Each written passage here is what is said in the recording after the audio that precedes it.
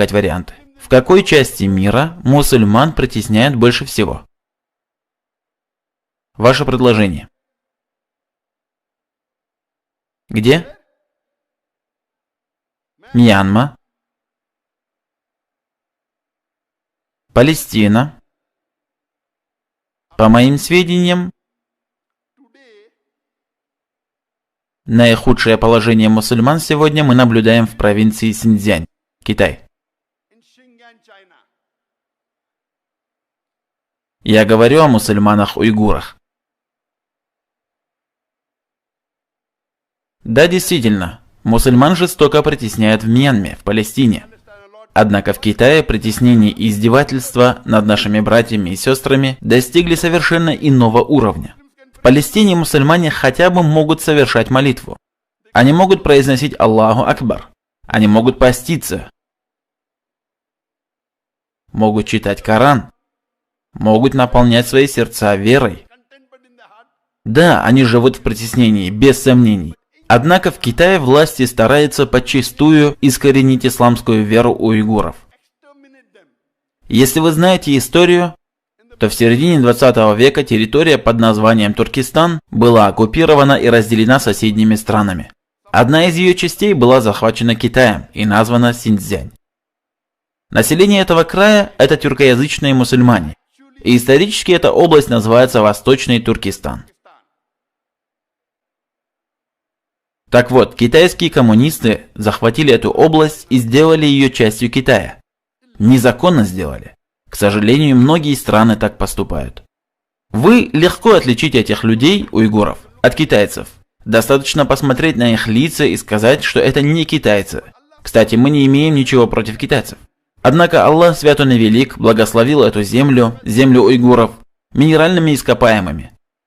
Это богатая земля, поэтому китайские власти стараются изо всех сил ассимилировать эту территорию и искоренить там мусульманское население. Несколько лет назад, согласно отчетам, они начали активно претворять в жизнь свою дискриминационную политику. Поначалу это было скрыто от общественности, и выявилось это только благодаря некоторым правозащитным организациям. О притеснениях стало известно в 2016-2017 годах. Затем о притеснениях уйгуров заговорили некоторые СМИ. И только в 2017 году это выявилось для широкой публики. В 2018 году еще больше людей узнало о притеснениях уйгуров. Итак, что там происходит? В Китае живут две группы мусульман. Первая группа – это мусульмане-уйгуры, а вторая группа – это мусульмане-хань. Другими словами, китайские мусульмане. Да, они тоже сталкиваются с проблемами, однако намного меньшими по сравнению с мусульманами-уйгурами. У них тоже есть проблемы, но если сравнивать их положение с мусульманами-уйгурами, то их положение намного выгоднее.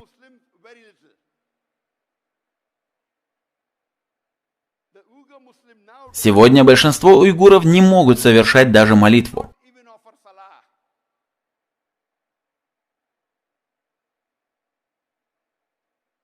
Им не дозволено поститься. В Рамадан их заставляют принимать пищу в дневное время. Есть сведения, что их заставляют употреблять алкоголь. Им не разрешается изучать арабский язык. И если они не подчиняются требованиям властей, их помещают в концентрационные лагеря. Китайское правительство называет их центрами перевоспитания. Многие уйгуры в этих концентрационных лагерях подвергаются пыткам, унижениям. Их заставляют отречься от своей религии. Их заставляют прославлять коммунизм, Компартию Китая. А те уйгуры, кто еще на свободе, постоянно находятся под наблюдением. С помощью камер с определением лиц и других технических средств власти отслеживают буквально каждый их шаг. Обо всем этом стало известно правозащитным организациям, почти все из которых не мусульманские. Ситуация приобрела настолько серьезный характер, что несколько месяцев назад 22 страны написали открытое письмо в ООН. В нем они выразили возмущение по поводу нарушения прав уйгурских мусульман в Китае. 22 страны из почти 200 стран, входящих в ООН, написали письмо, в котором они указали на нарушение прав человека в Китае и на притеснение уйгурских мусульман.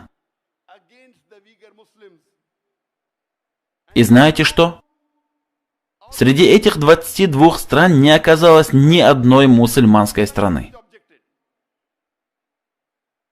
Все это были не мусульманские, в основном европейские страны.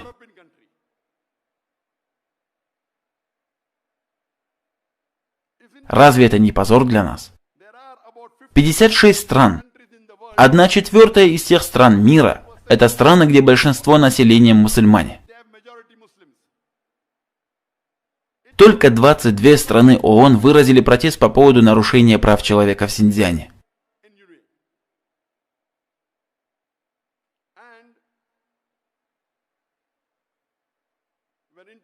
Когда у некоторых мусульманских лидеров спросили, почему они не присоединились к тому письму, они сказали, что мусульмане сегодня слабы, и что протесты и осуждения не принесут ощутимой пользы.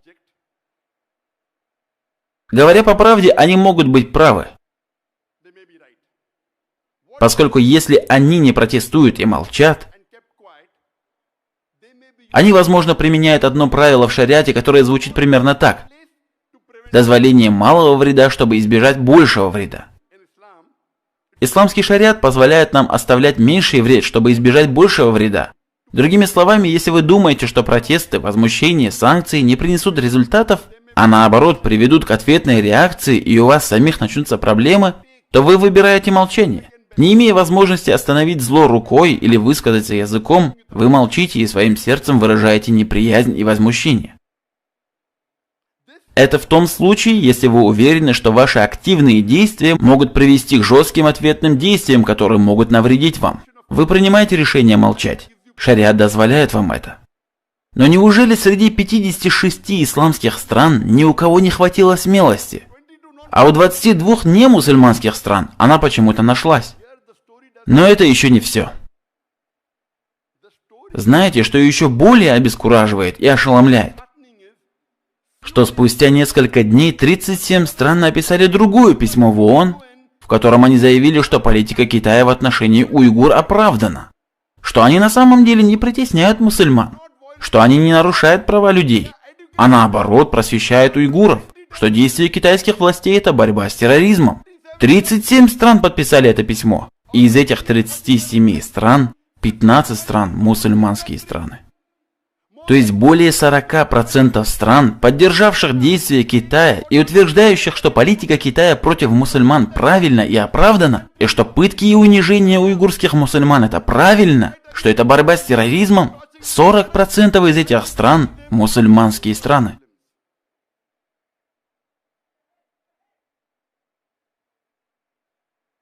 Хвала Аллаху, Малайзия не из их числа.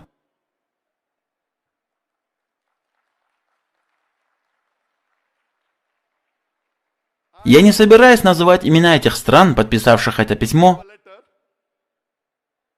Однако я хочу разбудить мусульман, разбудить их совесть. По милости Аллаха я встречался с лидерами большинства этих стран. И когда бы я не встречался с главой мусульманского государства, моя задача как проповедника – это передать послание Аллаха. Последуют они за ним или нет – это их дело. Я не хочу называть их имен, поскольку не хочу пристыжать их. Однако моя просьба к главам этих государств такая. Если какого-нибудь мусульманина постигли трудности, то это подобно тому, как если одна часть тела будет болеть, то все тело, все клетки тела отправляются защищать ее. Это и есть умма. Любой мусульманин, мусульманка, живущие в любой части мира, ваш брат и сестра по вере. И если их постигли трудности и испытания, вы должны поддержать их, тем более, если вы обладаете властью. Если не можете поддержать, то хотя бы молчите. Но поддержать врагов ислама всего лишь ради кратковременных и ничтожных выгод – это не дозволено в шариате.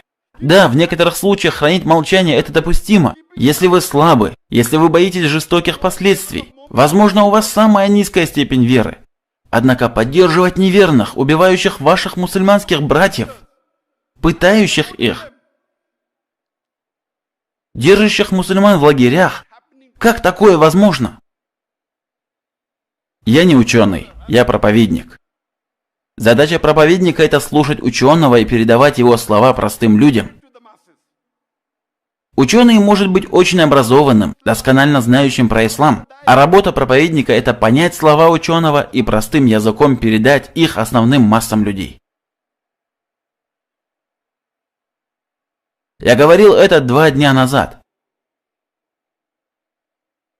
И я говорю это еще раз. Пожалуйста, не продавайте ради своего положения, ради своего места в этом мире, ради власти и богатства в этом мире. Не продавайте своего места в раю, приобретая себе место в аду. А иначе вы очень плохие бизнесмены. Рай – это истинное счастье.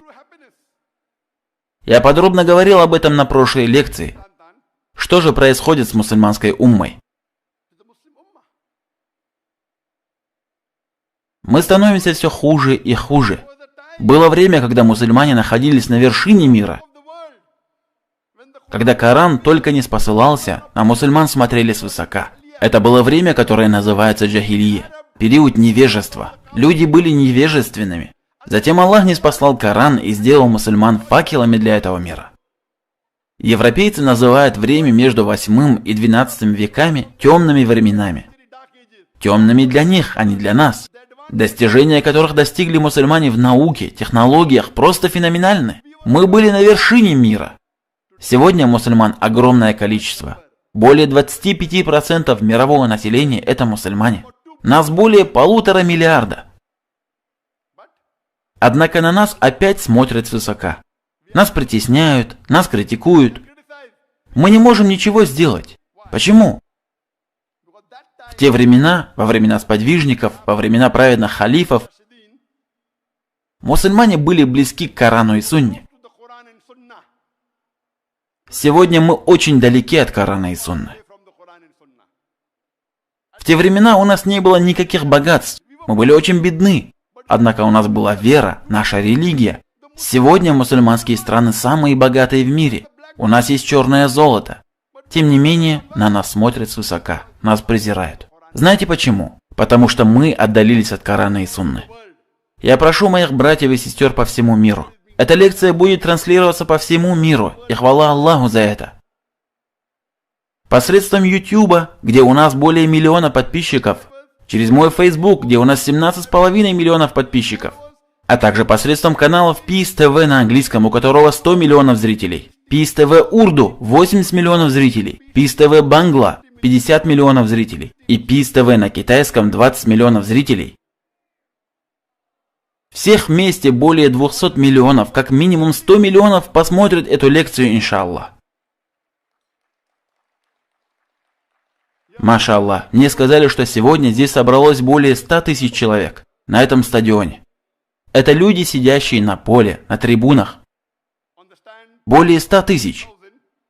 Однако послание, которое сделано здесь, иншаллах, дойдет до 100 миллионов человек. В 1000 раз больше. Моя просьба к братьям и сестрам по всему миру. Пожалуйста, станьте ближе к Корану и Сунне. Не продавайте ради своего положения, ради своего места в этом мире, ради власти и богатства в этом мире, ваше место в раю. Пожалуйста, не делайте этого.